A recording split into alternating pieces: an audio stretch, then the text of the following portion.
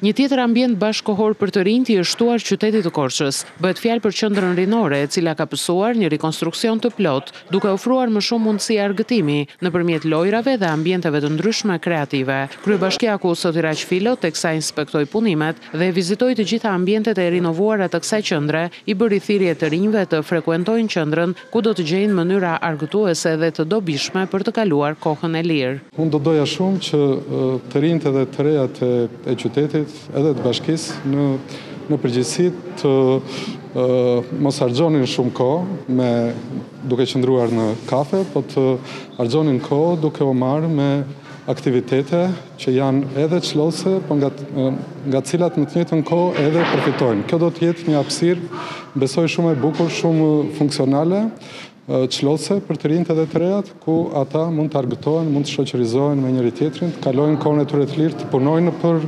projekte të caktuara. Qendra rinore në Korçë ka një sallë kinemaje, tavolina ping-pongu, bilardoje, ambientin e podcastit, salla ku të rinjt mund të punojnë në grupe për realizimin e projekteve shkollore e jashtëshkollore. Filo ka qenë i gatshëm të mbështesë të rinjt edhe për ide të tjera që mund të vinë prej tyre për aktivitete apo organizime të ndryshme. Bashkia e Korçës ofron edhe të tjera ambiente për të rinjt, siç është zona sportive e qytetit e biblioteka, ndërsa janë të shumta edhe aktivitetet e organizuara që kanë në qendër të rinjt.